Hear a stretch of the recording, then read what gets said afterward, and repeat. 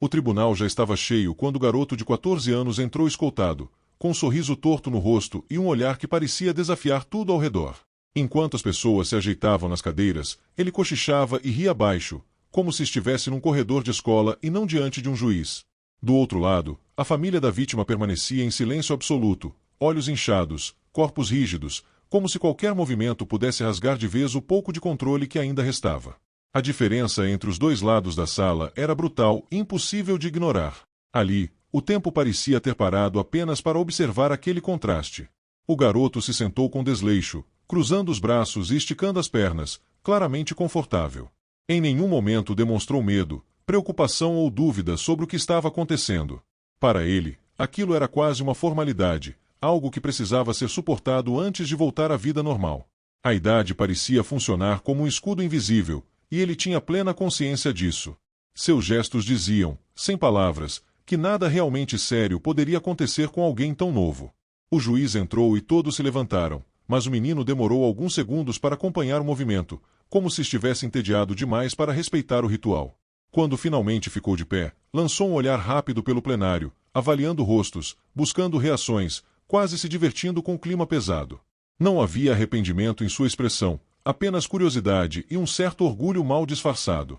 Para quem assistia, era difícil acreditar que aquele comportamento estivesse ligado a um crime tão grave. A família da vítima mantinha os olhos baixos, alguns segurando fotografias amassadas entre os dedos.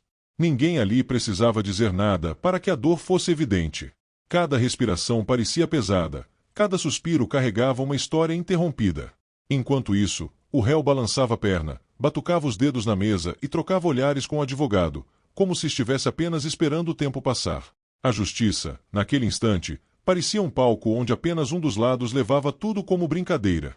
A promotoria organizava documentos com calma, transmitindo uma frieza quase automática, enquanto a defesa murmurava orientações rápidas. Tudo seguia o protocolo esperado, o roteiro conhecido de tantos outros julgamentos. Para o espectador, parecia claro que a queda do garoto viria das provas, de um detalhe técnico impossível de negar. Outros imaginariam que o juiz, no fim, aplicaria a lei de forma dura e silenciosa, como manda o cargo. Nada indicava que algo fora do comum estava prestes a acontecer. Ainda assim, havia uma tensão estranha no ar, como se aquela sala estivesse guardando algo além do que constava nos autos. Não era apenas a gravidade do crime, mas uma sensação de que alguém ali iria perder o controle. A justiça, normalmente fria e distante, parecia prestes a ser atravessada por algo humano demais. Era cedo para saber de onde isso viria, mas o desconforto já se espalhava entre os presentes. O garoto continuava confiante, quase entusiasmado, como se acreditasse que sairia dali contando vantagem. Para ele, aquele julgamento era apenas mais um episódio, não um ponto de virada. Ele entrou acreditando que sairia impune, protegido pela idade e pela própria arrogância. O que ele não sabia era que aquele tribunal ainda não tinha mostrado tudo o que faria com ele. Se você quer entender como um julgamento aparentemente comum se transformou em algo que ninguém ali esqueceria, se inscreva no canal e deixe seu like. Essa história não é apenas sobre um crime, mas sobre o momento em que a justiça deixou de ser apenas técnica e algo ali saiu completamente do controle. A noite do crime começou como tantas outras naquele bairro simples da periferia, onde as casas se conhecem pelos apelidos dos moradores e as rotinas raramente mudam.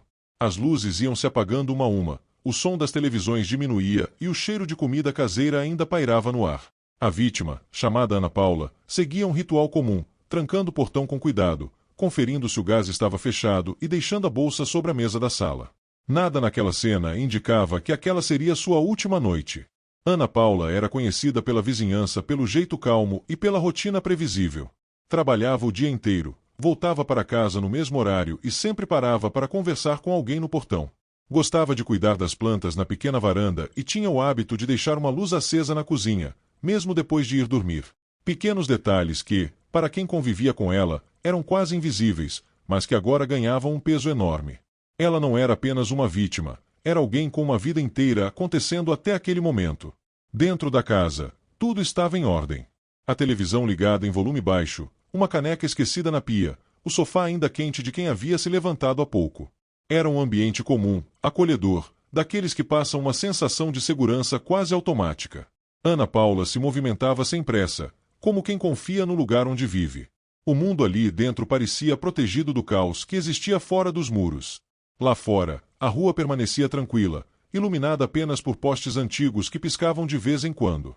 Não havia gritos, não havia correria, não havia sinal algum de perigo iminente. Os vizinhos se recolhiam, os portões se fechavam, e a noite seguia seu curso normal. Tudo contribuía para a sensação de que nada de errado poderia acontecer ali. Era justamente essa normalidade que tornava tudo ainda mais difícil de aceitar depois. Ana Paula sentou por alguns minutos no sofá, mexendo no celular, respondendo mensagens simples, falando de coisas banais. Comentava sobre o dia cansativo, sobre planos pequenos para o fim de semana, sobre contas a pagar. Nenhuma daquelas palavras carregava pressa ou medo. Era uma vida comum, cheia de detalhes simples, sendo vivida até o último segundo. O crime ainda parecia algo distante, quase impossível naquele cenário. Quando ela se levantou para ir ao quarto, não havia qualquer sinal de alerta. Nenhum barulho estranho, nenhuma intuição diferente, nenhum pressentimento. Apenas o silêncio normal da noite e a confiança de quem acredita estar segura dentro da própria casa. Aquela confiança, construída ao longo de anos, seria quebrada de forma brutal poucas horas depois. E isso é o que mais revolta quem ouve essa história.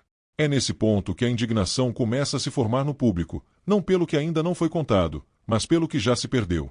Uma rotina simples, uma vida comum, um ser humano real, arrancado de forma absurda.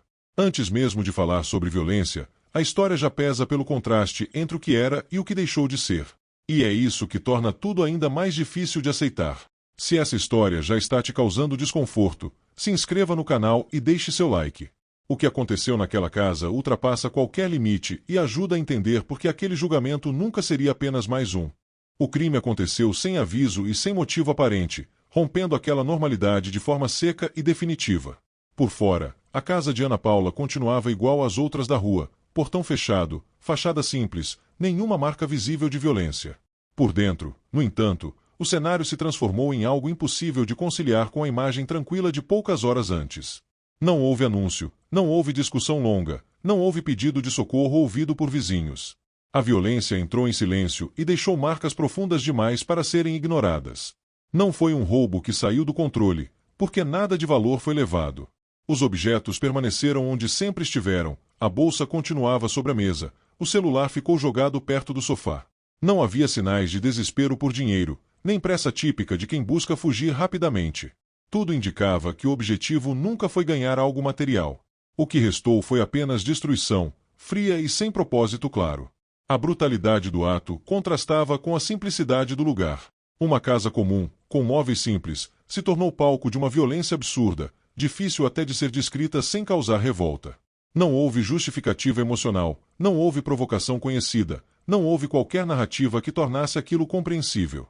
Foi um ataque direto, vazio, sem explicação plausível. A sensação que fica é a de um mal que simplesmente escolheu agir.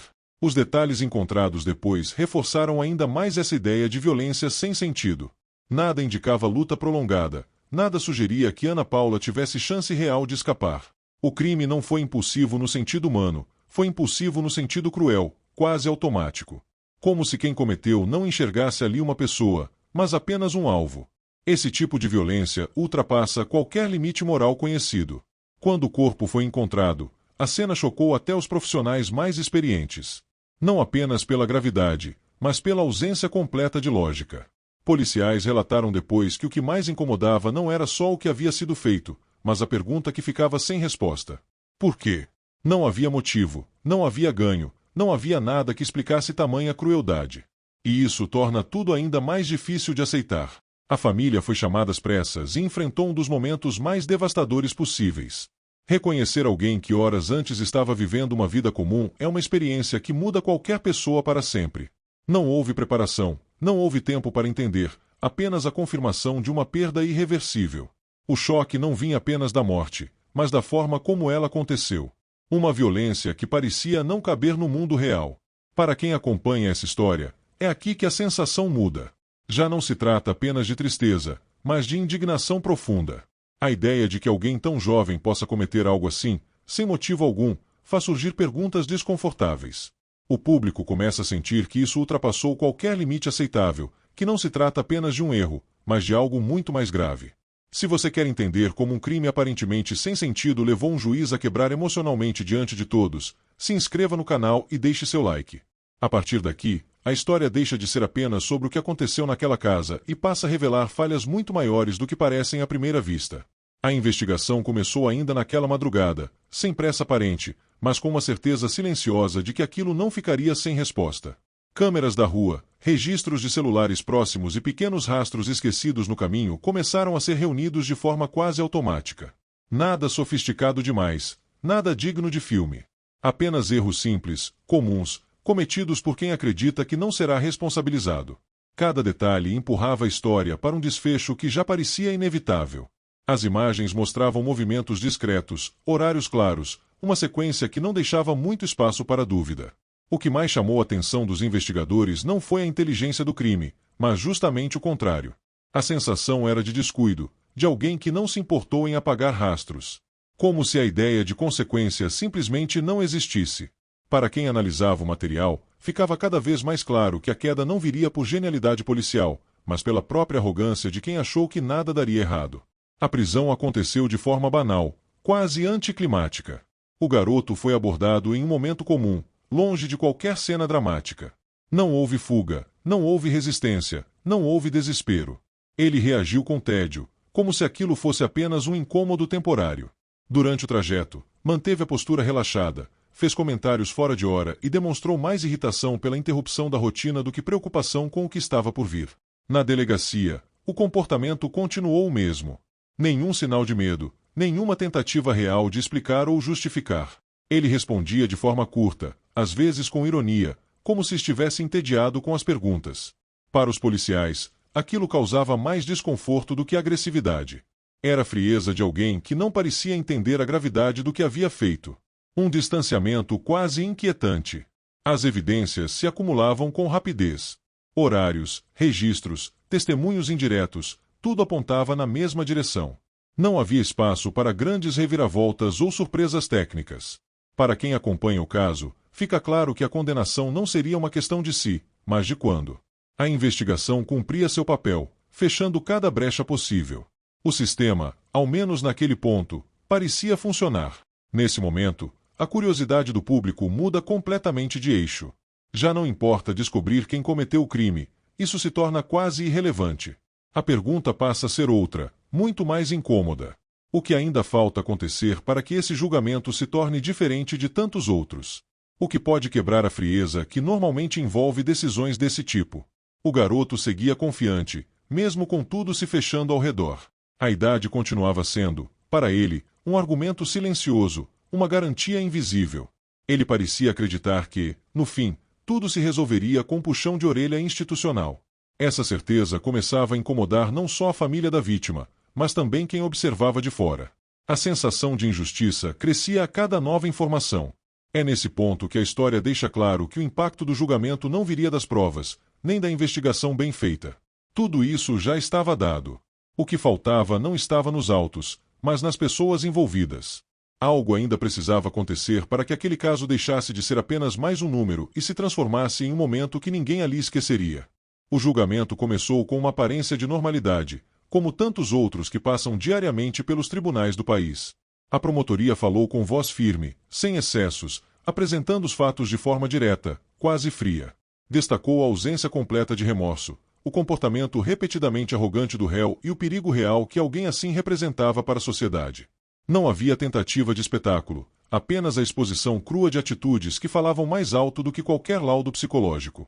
Do outro lado, a defesa buscava construir uma narrativa diferente, apoiada quase exclusivamente na idade do acusado.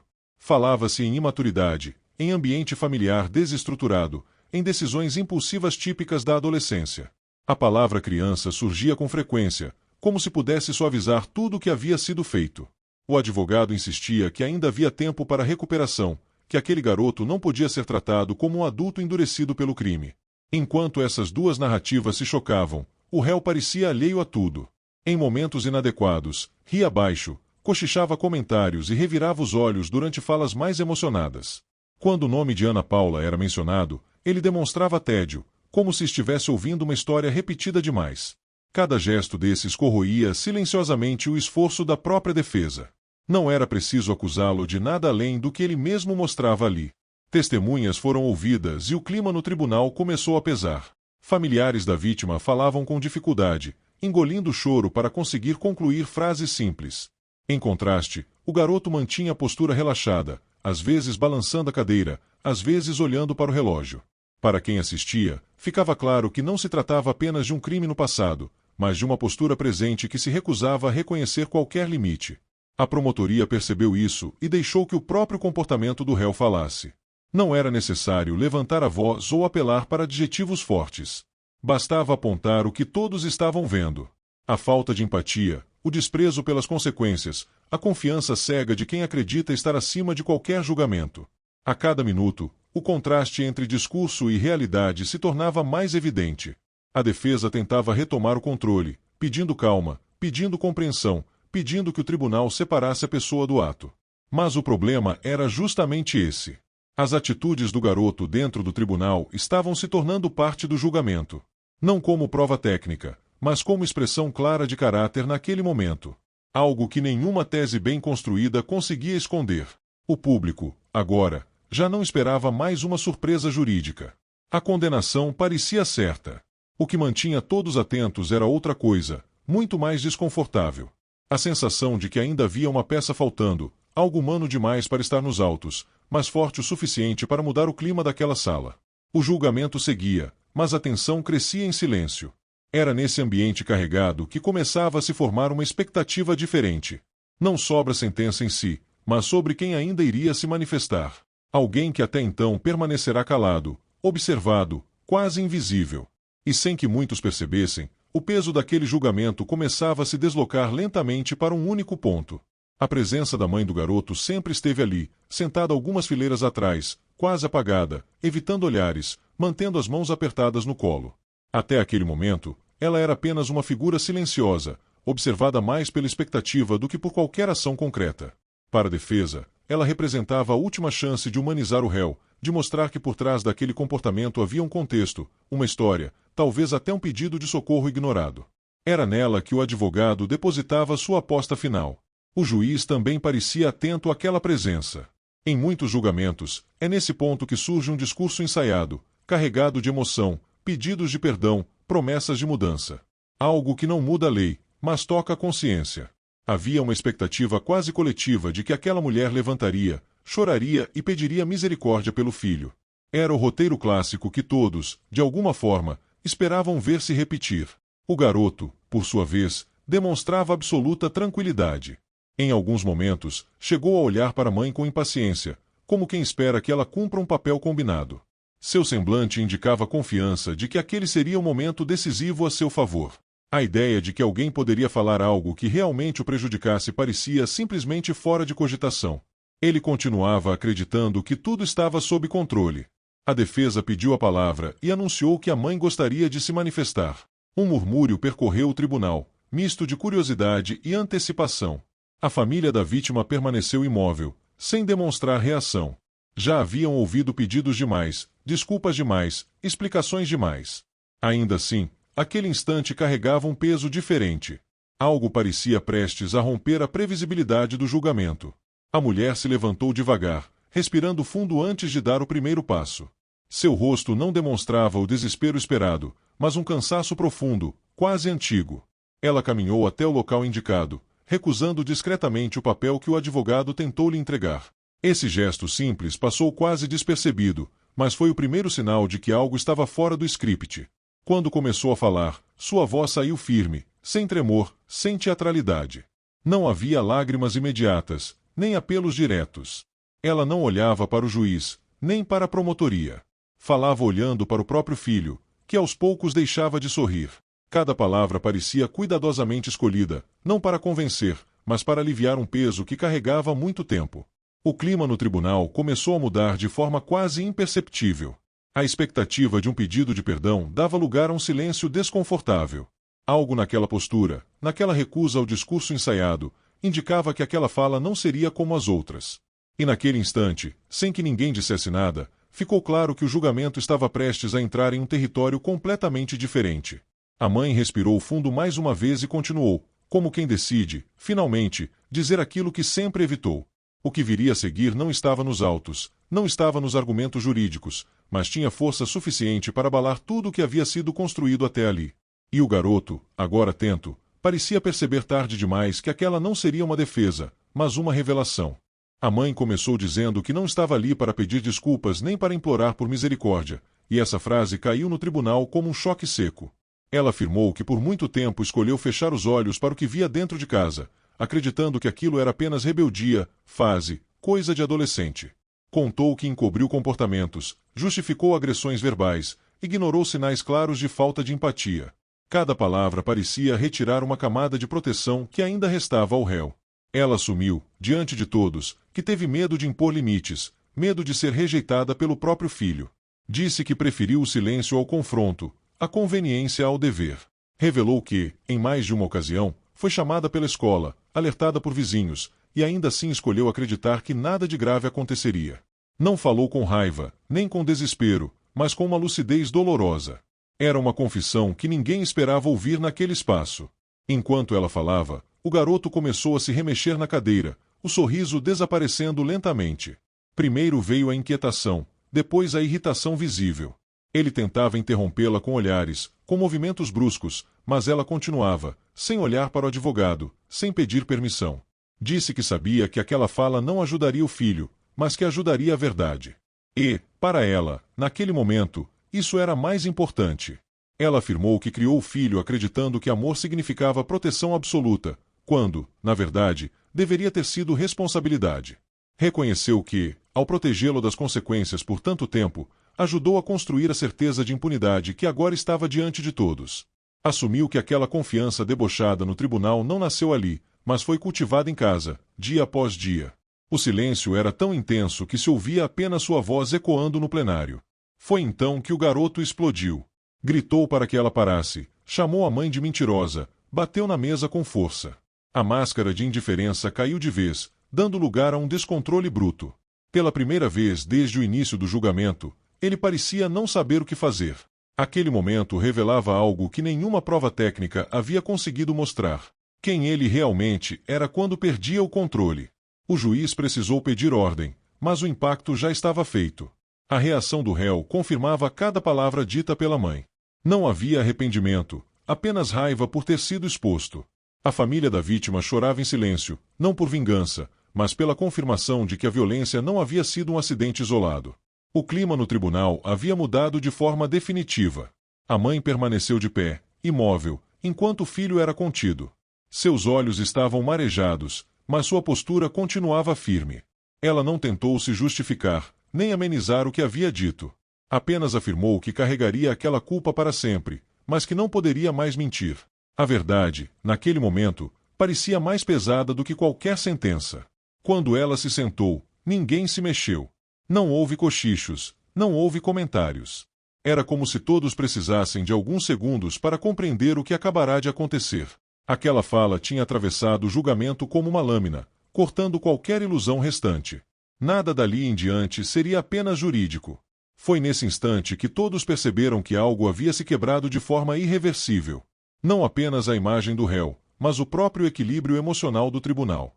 E, sem que ninguém dissesse uma palavra, os olhares começaram a se voltar para uma única pessoa. O juiz, que até então mantinha a postura firme, agora parecia carregar um peso que não constava em nenhum artigo da lei. O juiz permaneceu em silêncio por longos segundos, olhando fixamente para os autos como se precisasse deles para se manter de pé naquele momento. Sua respiração estava visivelmente mais pesada, o peito subia e descia num ritmo irregular que não combinava com a postura segura que mantivera até então. Ele tirou os óculos, apoiou-os sobre a mesa e passou a mão pelo rosto, num gesto involuntário de quem tenta organizar pensamentos que já não obedecem à lógica fria da lei. O tribunal inteiro percebeu que algo havia mudado. Não era encenação, não era estratégia. Era humano. Quando voltou a falar, a voz saiu mais baixa do que antes, levemente falhada, obrigando todos a fazer silêncio absoluto para ouvir. Ele comentou que, ao longo de décadas na magistratura, já havia visto crimes graves, histórias duras e decisões difíceis. Disse que aprenderá a separar emoção de dever, porque era isso que o cargo exigia. Mas confessou, sem usar a palavra confissão, que naquele momento essa separação estava sendo desafiada de forma inédita. O peso do que havia sido dito minutos antes ainda estava ali, presente. O juiz fez uma pausa mais longa, respirou fundo e tentou retomar o tom técnico, mas a tentativa não se sustentou por muito tempo. Seus olhos estavam marejados, e isso não passou despercebido por ninguém. Não houve choro escancarado, não houve gestos dramáticos, apenas aquela fragilidade contida que costuma ser mais perturbadora do que qualquer explosão emocional. Era o conflito silencioso entre aplicar a lei e lidar com a consciência do que estava diante dele. Ele mencionou a responsabilidade histórica de uma decisão como aquela, não apenas para o réu, mas para a sociedade que observava. Falou sobre o risco de normalizar a violência, de relativizar atos extremos sob o argumento da idade. Ao mesmo tempo, reconheceu o peso de decidir o futuro de alguém tão jovem. Cada frase parecia puxada de dentro com esforço, como se o juiz estivesse caminhando por um terreno emocional que sempre evitou pisar. Em determinado momento, ele interrompeu a própria fala, fechou os olhos por um instante e levou a mão ao rosto novamente. O silêncio que se seguiu foi absoluto. Ninguém se mexia, ninguém tossia, ninguém respirava mais alto. Ali, a autoridade máxima daquele tribunal não era apenas um representante da lei, mas um homem lidando com um limite pessoal. E esse limite havia sido alcançado de forma inesperada. O juiz retomou a fala dizendo que aquela audiência não seria lembrada apenas pelo crime, mas pelo que ela revelava sobre falhas que começam muito antes do tribunal. Falhas que passam pela família, pela sociedade e pelas escolhas feitas quando ainda havia tempo de agir. Sua voz falhava ao mencionar a palavra responsabilidade, não no sentido jurídico, mas no sentido humano. Era evidente que aquela fala não estava escrita em lugar algum. Algumas lágrimas escorreram de forma discreta, sem que ele tentasse escondê-las. Não houve vergonha naquele gesto, apenas exaustão emocional. A justiça, naquele instante, deixava de ser uma entidade abstrata e se tornava um espelho incômodo da realidade. O juiz enxugou o rosto com cuidado e permaneceu alguns segundos em silêncio, como quem se prepara para dizer algo definitivo. Quando finalmente se recompôs, ficou claro para todos que a sentença não seria proferida da mesma forma de sempre. Algo havia atravessado aquele julgamento e marcado não só o réu ou a família da vítima, mas também quem tinha a missão de decidir. A emoção inesperada do juiz não enfraquecia a justiça. Pelo contrário, mostrava o quão pesado é carregar a responsabilidade de aplicá-la quando a humanidade insiste em se impor. A mãe começou dizendo que não estava ali para pedir desculpas nem para implorar por misericórdia, e essa frase caiu no tribunal como um choque seco. Ela afirmou que por muito tempo escolheu fechar os olhos para o que via dentro de casa, acreditando que aquilo era apenas rebeldia, fase, coisa de adolescente. Contou que encobriu comportamentos, justificou agressões verbais, ignorou sinais claros de falta de empatia. Cada palavra parecia retirar uma camada de proteção que ainda restava ao réu. Ela assumiu, diante de todos, que teve medo de impor limites, medo de ser rejeitada pelo próprio filho. Disse que preferiu o silêncio ao confronto, a conveniência ao dever. Revelou que, em mais de uma ocasião, foi chamada pela escola, alertada por vizinhos, e ainda assim escolheu acreditar que nada de grave aconteceria. Não falou com raiva, nem com desespero, mas com uma lucidez dolorosa. Era uma confissão que ninguém esperava ouvir naquele espaço. Enquanto ela falava, o garoto começou a se remexer na cadeira, o sorriso desaparecendo lentamente. Primeiro veio a inquietação, depois a irritação visível. Ele tentava interrompê-la com olhares, com movimentos bruscos, mas ela continuava, sem olhar para o advogado, sem pedir permissão. Disse que sabia que aquela fala não ajudaria o filho, mas que ajudaria a verdade. E, para ela, naquele momento, isso era mais importante. Ela afirmou que criou o filho acreditando que amor significava proteção absoluta, quando, na verdade, deveria ter sido responsabilidade. Reconheceu que, ao protegê-lo das consequências por tanto tempo, ajudou a construir a certeza de impunidade que agora estava diante de todos. Assumiu que aquela confiança debochada no tribunal não nasceu ali, mas foi cultivada em casa, dia após dia. O silêncio era tão intenso que se ouvia apenas sua voz ecoando no plenário. Foi então que o garoto explodiu. Gritou para que ela parasse, chamou a mãe de mentirosa, bateu na mesa com força. A máscara de indiferença caiu de vez, dando lugar a um descontrole bruto. Pela primeira vez desde o início do julgamento, ele parecia não saber o que fazer. Aquele momento revelava algo que nenhuma prova técnica havia conseguido mostrar. Quem ele realmente era quando perdia o controle. O juiz precisou pedir ordem, mas o impacto já estava feito. A reação do réu confirmava cada palavra dita pela mãe. Não havia arrependimento, apenas raiva por ter sido exposto. A família da vítima chorava em silêncio, não por vingança, mas pela confirmação de que a violência não havia sido um acidente isolado. O clima no tribunal havia mudado de forma definitiva. A mãe permaneceu de pé, imóvel, enquanto o filho era contido. Seus olhos estavam marejados, mas sua postura continuava firme. Ela não tentou se justificar, nem amenizar o que havia dito. Apenas afirmou que carregaria aquela culpa para sempre, mas que não poderia mais mentir. A verdade, naquele momento, parecia mais pesada do que qualquer sentença. Quando ela se sentou, ninguém se mexeu. Não houve cochichos, não houve comentários. Era como se todos precisassem de alguns segundos para compreender o que acabará de acontecer. Aquela fala tinha atravessado o julgamento como uma lâmina, cortando qualquer ilusão restante. Nada dali em diante seria apenas jurídico. Foi nesse instante que todos perceberam que algo havia se quebrado de forma irreversível. Não apenas a imagem do réu, mas o próprio equilíbrio emocional do tribunal. E, sem que ninguém dissesse uma palavra, os olhares começaram a se voltar para uma única pessoa.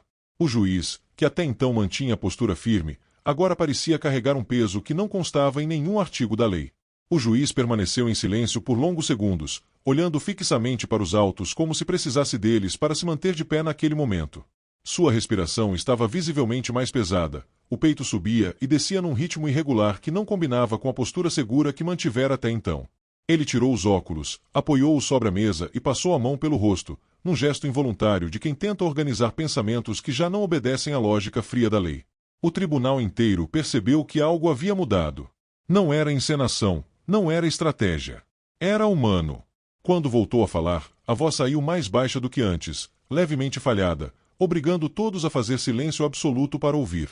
Ele comentou que, ao longo de décadas na magistratura, já havia visto crimes graves, histórias duras e decisões difíceis.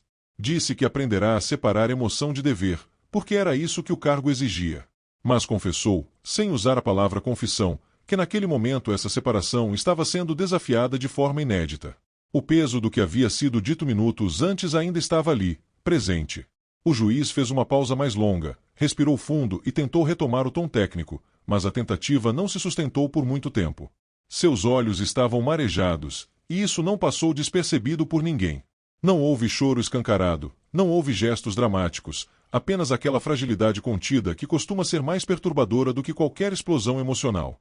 Era o conflito silencioso entre aplicar a lei e lidar com a consciência do que estava diante dele. Ele mencionou a responsabilidade histórica de uma decisão como aquela, não apenas para o réu, mas para a sociedade que observava. Falou sobre o risco de normalizar a violência, de relativizar atos extremos sob o argumento da idade. Ao mesmo tempo, reconheceu o peso de decidir o futuro de alguém tão jovem. Cada frase parecia puxada de dentro com esforço, como se o juiz estivesse caminhando por um terreno emocional que sempre evitou pisar. Em determinado momento, ele interrompeu a própria fala, fechou os olhos por um instante e levou a mão ao rosto novamente. O silêncio que se seguiu foi absoluto. Ninguém se mexia, ninguém tossia, ninguém respirava mais alto. Ali, a autoridade máxima daquele tribunal não era apenas um representante da lei, mas um homem lidando com um limite pessoal. E esse limite havia sido alcançado de forma inesperada. O juiz retomou a fala dizendo que aquela audiência não seria lembrada apenas pelo crime, mas pelo que ela revelava sobre falhas que começam muito antes do tribunal. Falhas que passam pela família, pela sociedade e pelas escolhas feitas quando ainda havia tempo de agir. Sua voz falhava ao mencionar a palavra responsabilidade, não no sentido jurídico, mas no sentido humano. Era evidente que aquela fala não estava escrita em lugar algum. Algumas lágrimas escorreram de forma discreta, sem que ele tentasse escondê-las. Não houve vergonha naquele gesto, apenas exaustão emocional. A justiça, naquele instante, deixava de ser uma entidade abstrata e se tornava um espelho incômodo da realidade. O juiz enxugou o rosto com cuidado e permaneceu alguns segundos em silêncio, como quem se prepara para dizer algo definitivo. Quando finalmente se recompôs, ficou claro para todos que a sentença não seria proferida da mesma forma de sempre. Algo havia atravessado aquele julgamento e marcado não só o réu ou a família da vítima, mas também quem tinha a missão de decidir. A emoção inesperada do juiz não enfraquecia a justiça. Pelo contrário, mostrava o quão pesado é carregar a responsabilidade de aplicá-la quando a humanidade insiste em se impor.